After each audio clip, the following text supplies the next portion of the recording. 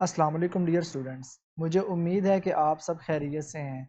Dear students, final year project की documentation के सिलसिला में हमने एक वीडियोस की सीरीज़ को स्टार्ट किया हुआ है, जिसमें आज हम चैप्टर नंबर 4 के बारे में बात करेंगे कि किस तरीके से इजीली और बहुत ही कम टाइम में हम अपनी प्रोजेक्ट की डॉक्यूमेंटेशन को बना सकते हैं।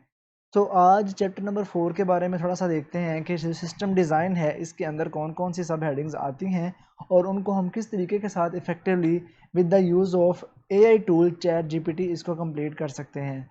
सो ये मेरे पास सिस्टम डिज़ाइन का चैप्टर है जिसमें मेरा प्रोजेक्ट डिज़ाइन के रिलेटेड डाटा मौजूद है। सबसे पहली हेडिंग हमें वो दे रहा है मेथडोलॉजी। चूँकि जीसी यूनिवर्सिटी की जो हमारे पास प्रोजेक्ट की आउटलाइन है उसके अकॉर्डिंगली हमने सारी चीज़ों को टैकल करना है, तो उस आउटलाइन में पहली जो सब हेडिंग आती है मेथडोलॉजी आती है। तो हमें जानना है कि मैं अपने प्रोजेक्ट के अंदर कौन सी मेथडोलॉजी यूज़ करूँगा। सो यहाँ पर मेरे पास चैट जीपीटी में प्रीवियस वो सारा फ्लो ओपन है जो मैंने अपने लाइब्रेरी मैनेजमेंट सिस्टम के रिलेटेड आप लोगों को गाइड किया था। तो डियर स्टूडेंट्स, अगर मैं इधर ही क्यूरी लिखूं, इधर ही एक कमांड लिखूं कि मुझे आप प्रोजेक्ट की मेथडोलॉजी बताओ, ठीक है, व्हाट विल बी द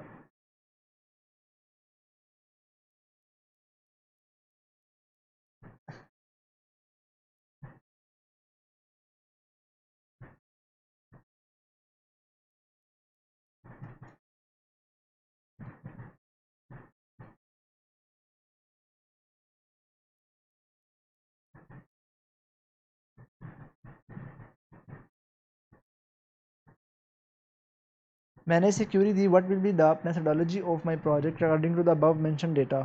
आप अपने अकॉर्डिंगली भी जो इससे भी बेटर एक कमांड बना के लिख सकते हैं जिससे आपको प्रॉपर मेथडोलॉजी दे, ठीक है। मैं कहता हूँ द प्रोजेक्ट मेथडोलॉजी, ठीक है। ये प्रोजेक्ट डिज़ाइन में ये पहला आता है, प्रोजेक्ट के साथ मेंशन कर सकते हैं। मैं इसको रन करता हूँ कमांड को, तो देखते हैं मुझे क्या रिस्पांस मिलता है कि मेरे प्रोजेक्ट की मेथडोलॉजी क्या होगी। ठीक है जी, वो कह रहा है जी choice of the project methodology for your library management system can be significantly impact how project is plan execute and manage. देखें, ये बता रहा है कि आपकी मैथडोलॉजी इन चीज़ों पर डिपेंड करेगी। मुख्तलिफ़ किस्म की मैथडोलॉजी प्रोजेक्ट की consider based on the project complexity, team size and specific requirements. How here are two methodologies that could suitable for your project. आप ये भी कह सकते हैं डॉक्यूमेंटेशन में दो मैथडोलॉजी बता सकते हैं कि मेरी जो लाइब्रेरी मैनेजमेंट सिस्टम है उसके अकॉर्डिंगली दो मेथडोलॉजीज़ को मैंने फॉलो किया या सूट ही मेरे प्रोजेक्ट के ऊपर ये दो मेथडोलॉजीज़ कर रही हैं। पहली मेथडोलॉजी उसने बताई वाटरफॉल मॉडल। वाटरफॉल मॉडल जो उसने मेथडोलॉजी है वो बताई कि आपके प्रोजेक्ट को सूट कर सकती है। ये सारा उसके बारे में बताया कि here is how I might be apply कर gather the detail requirement stakeholder including librarians administrator and सारी चीज़ें उसके जो पॉइंट्स हैं, रिक्वायरमेंट गैदर करना, सिस्टम डिज़ाइन करना, इम्प्लीमेंट, टेस्टिंग, एम्प्लॉयमेंट, मेंटेनेंस, सारा कुछ बता रहा है। फिर एजाइल मेथडोलॉजी भी मेरे प्रोजेक्ट के ऊपर मेरी जो डॉक्यूमेंटेशन के अकॉर्डिंग जो है वो ये सूटेबल ठहर सकती है। ये डेटा भी मैं बता सकता हूँ। कहता choice of between the waterfall and agile should consider factor such as project का साइज़ कितना है, कम्प्लेक्सिटी कितनी है, level of stakeholder improve. तो आप ये दोनों, बल्कि ये सारा डाटा इसमें मेंशन कर सकते हैं कि मेरे प्रोजेक्ट में ये दोनों सूटेबल हैं। अगर मेरा प्रोजेक्ट काफ़ी कम्प्लेक्सिटी की तरफ जा रहा है तो मैं उसके अकॉर्डिंगली दोनों में से चूज़ करूँगा, या आप एक इन दोनों में से कोई सी अपने प्रोजेक्ट की मेथडोलॉजी के तौर पर ले लें और उसको मेंशन कर दें। पहले ये एक काम कर सकते हैं, व्हाट इज़ वाटरफॉल मॉडल। आप उसकी इंट्रोडक्शन फॉर एग्जांपल गूगल से लेकर या कहीं से भी लेकर या इधर चैट जीपीटी से आप वाटरफॉल मेथडोलॉजी होती क्या है उसका इंट्रोडक्शन, उसके थोड़ी सी शेप या उसकी एक डायग्राम ऐड कर सकते हैं। उसके बाद आप बता दें कि मेरे प्रोजेक्ट के अंदर मैं वाटरफॉल मेथडोलॉजी को यूज़ करने जा रहा हूँ और उसका कॉन्टेक्स्ट ये वाला है। ठीक है, इसको आप इस तरीके से कॉपी करके अपने प्रोजेक्ट के अंदर, फॉर एग्जांपल मैंने जस्ट इतना डेटा देना है तो इसको कॉपी करें एंड देन आप इसको यहाँ पर आके, ठीक है, इसको एंटर करें and then put over here, right click and then paste. तो ये देखें वाटरफॉल मॉडल मेरा यहाँ पर ऐड हो चुका है। इसको सिलेक्ट करें, ये चूँकि बोल्ड था इसलिए सारे डेटा को इसने बोल्ड कर दिया। यहाँ पे मुझे ये साइज़ 12 चाहिए और बोल्ड नहीं करना। लें जी, ये मेरे पास वाटरफॉल मॉडल मेथडोलॉजी है। इसकी सेटिंग कर लें, जैसे मैंने पहले भी ऑलरेडी आपको बताया सेटिंग कैसे की जाती है। ओके, ये वाली आप चीज़ों को बोल्ड कर लें, कंट्रोल बी, और ये 4.1.1 आप इसको कर सकते हैं। लाइक ये वाली हेडिंग हमारी हेडिंग 2 है ना, तो इसको आप सेलेक्ट करके हेडिंग 3 के तौर पे ले सकते हैं, बुलेट के तौर पे ले सकते हैं, या आप 4.1.1 पर भी इसको ले सकते हैं। देखें ऑटोमेटिकली ये इसके साथ हेडिंग के तौर पे आ रहा है। और यहाँ से आइडेंटिटेशंस वगैरह सेट कर सकते हैं। अगर आपको लगता है कि ये भी ज़्यादा ही आगे चला गया, इसको आप इस तरीके से सेट कर सकते हैं। ठीक है, मैं यहाँ पे रखता हूँ। ओके जी, आप इसको सेलेक्ट करें। इसको सेलेक्ट करके भी आपको इसकी मेथडोलॉजी जो है, इसकी जो अलाइनमेंट है, आइडेंटिटेशंस है, इसको अकॉर्डिंगली सेट करना पड़ेगा। सब की आइडेंटिटेशंस आपने इसके अकॉर्डिंग कर देनी है।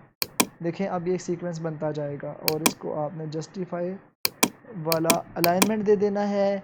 एंड देन इनको आप ये फर्दर इसकी सब पार्ट्स हैं, इनको बुलेट्स में ले लें और बुलेट्स में लेकर आप उसको यहाँ से कम अज़ कम स्टार्ट करवाएं। तो ये एक बेसिकली प्रोसेस होता है जिसको फॉलो करके हमने सारा काम करना होता है। बल्कि ये यहाँ पर आएगा ऐसे, और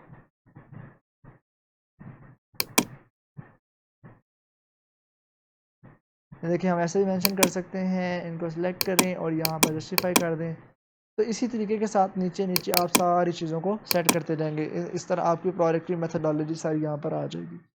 प्रोजेक्ट की मेथडोलॉजी के बाद हमने आर्किटेक्चर बताना होता है, ओवरव्यू बताना होता है कि मेरे इस प्रोजेक्ट के अंदर ओवरऑल जो स्ट्रक्चरल बिहेवियर है वो क्या होगा। ये देखें, अगर तो आपकी एक क्लाइंट सर्वर एप्लीकेशन है जिसमें एक एडमिन है और मल्टीपल आपके यूज़र्स हैं, उसके लिए तो ये आर्किटेक्चर बेस्ट सूटेबल ठहरा है। या आप अपनी प्रोजेक्ट के फ़्लो के अकॉर्डिंग भी अपनी एक जो है ना आर्किटेक्चर डायग्राम बना सकते हैं, एक आप सिस्टम का आर्किटेक्चर जनरेट कर सकते हैं। ठीक है, और अगर आपने थोड़ा सा हिंट लेना है तो आप इससे पूछ लें, what will be the what is system architecture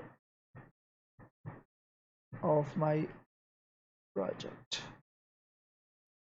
let's see ये हमें क्या हेल्प आउट करता है कि मेरा सिस्टम आर्किटेक्चर क्या है। यदि सिस्टम आर्किटेक्चर और लाइब्रेरी मैनेजमेंट सिस्टम क्या होगा, आपके सिस्टम आर्किटेक्चर में आप लेयर्स बना लें, एप्लीकेशन लेयर बना लें। ठीक है, architecture project would typically involve various components and layers to ensure that the system function efficiently and effectively। सारा बता रहा है। प्रेजेंटेशन लेयर बनाए, एप्लीकेशन लेयर बनाए, बिजनेस लॉजिक बनाए, डाटा लेयर बनाए, इंटीग्रेशन लेयर बनाए, ऑप्शनल है, सिक्योरिटी लेयर बना लें, रिपोर्टिंग एंड एनालिटिक्स बना लें, इंफ्रास्ट्रक्चर एंड डिप्लॉयमेंट। ये देखें ना, काफ़ी ज़्यादा डाटा मतलब उसने दे दिया है। आप ये डाटा भी मेंशन कर सकते हैं, लेकिन आपने फिर इन लेयर्स के अकॉर्डिंग ही डायग्राम बनानी है। ठीक है, तो मतलब ये वाली चीज़ आप मेंशन कर सकते हैं। या अगर एक इससे मैं पूछूं, give me an architecture design और डायग्राम, मुझे आर्किटेक्चर डिज़ाइन दें, क्रिएटिंग कम्प्रीहेंसिव सिस्टम। ये देखें, ये उसने एक छोटी सी ना आर्किटेक्चर की जो ऊपर दिया था, इस तरीके से आप ब्लॉक बना के उसको फ़्लो को शो कर दें। जी सबसे पहले एप्लीकेशन लेयर है, फिर बिजनेस लॉजिक लेयर है, डाटा, इस तरह से सारी APIs या जो भी आपने अपने अकॉर्डिंग बनाना है। ये थोड़ा सा थ्योरेटिकल है, थ्योरेटिकल डाटा के अकॉर्डिंगली सारा कुछ दे रहा है। तो आपने इसको डायग्रामेटिक वे में अगर बना लें तो वो ज़्यादा बेटर है। तो मैंने बेसिकली कि इस सिस्टम का आर्किटेक्चर मेरा ऐसा होगा कि ये मतलब कि resident info, admin, user multiple हो सकते हैं। यूज़र का इंटरफेस है, ये एडमिन का इंटरफेस है, इसने वेब सर्वर से कनेक्ट होना होता है डेटाबेस। ठीक है जी, ये एक आइडिया दिया है मैंने, इसको आप इन्हांस भी कर सकते हैं। Then database design, that is very important portion of this chapter. Entity relation diagram, जी एंटिटी रिलेशन डायग्राम भी आप सेम उसी तरीके से बना सकते हैं जिस तरीके से हमने प्रीवियस चैप्टर में डायग्राम्स बनाई हैं। आप प्रीवियस चैप्टर को देखें, चैप्टर नंबर 3 में मैंने आपको प्रॉपर वे बताया है कि किस तरीके से चैट GPT को यूज़ करते हुए हम अपनी डिफरेंट डायग्राम्स बना सकते हैं। अगर मैं वापस चैट GPT पे आऊँ तो अगर ऊपर जाके आपको मैं दिखा दूँ कि हमने काफ़ी डायग्राम्स बनाई थी। ये देखें ना, ये हमने प्लांट UML को यूज़ करते हुए यूज़ केस डायग्राम बनाई थी।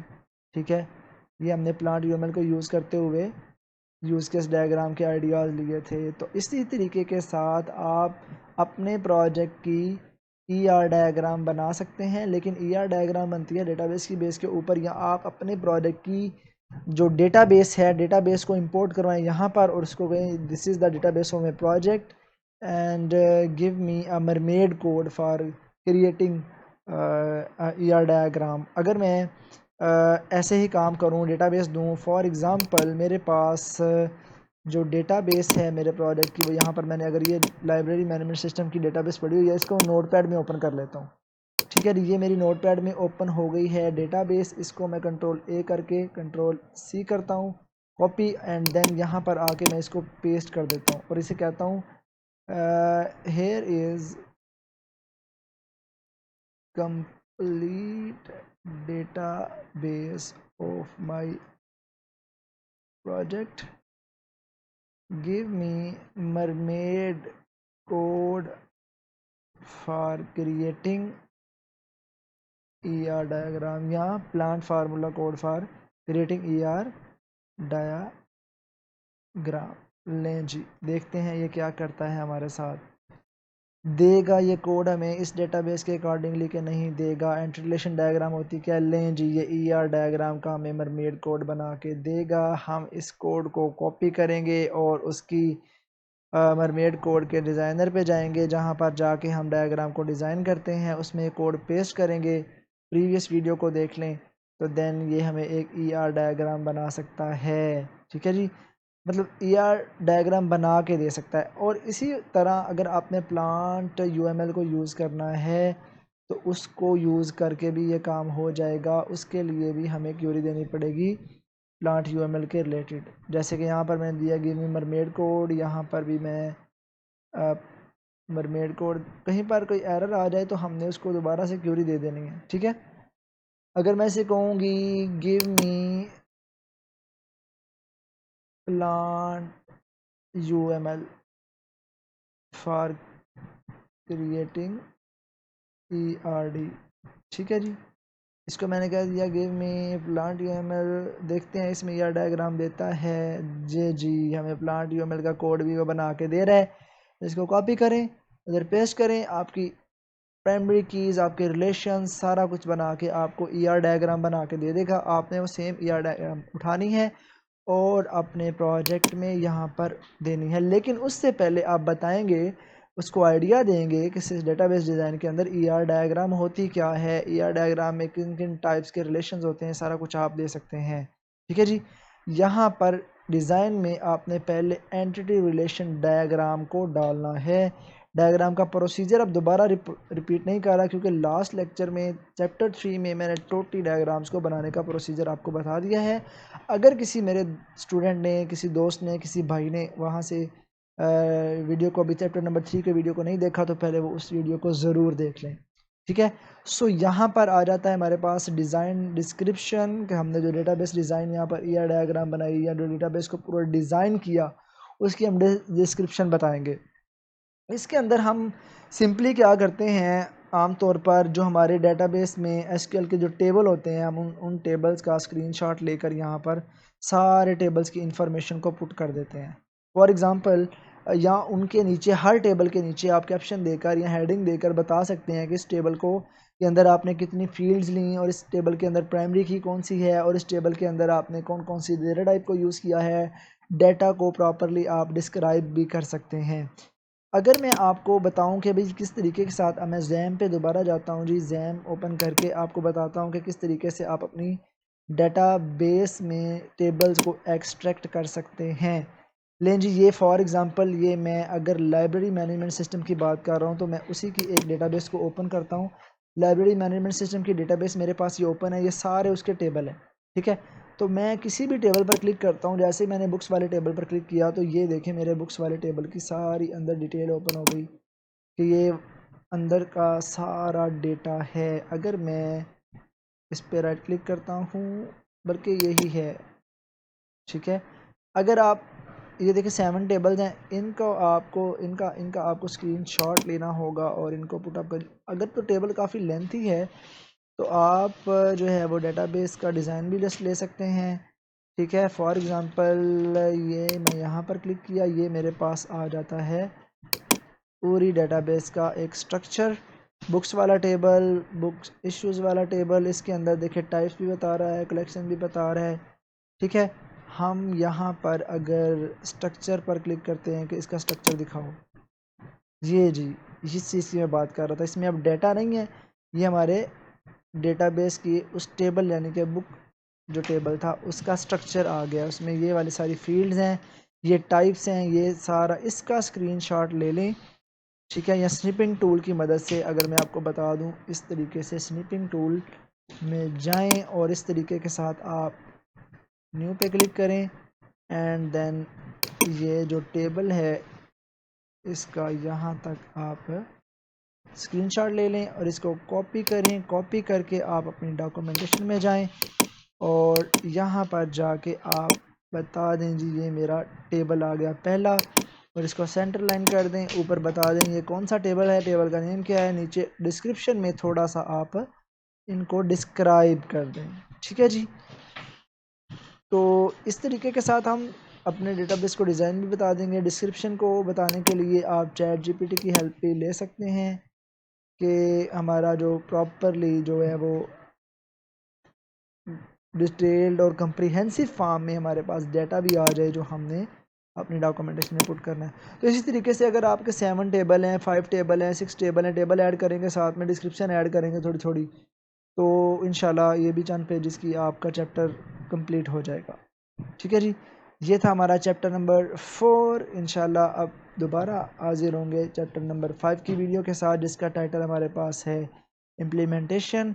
आई होप सो कि उससे पहले पहले जितना भी डेटा है, जितनी भी डॉक्यूमेंटेशन में आपका काम है, आप वो कल तक ज़रूर कंप्लीट कर लेंगे। ठीक है जी। स्टूडेंट्स अपना ख्याल रखिएगा। इंशाल्लाह बात होगी नेक्स्ट चैप्टर में। अल्लाह हाफिज़।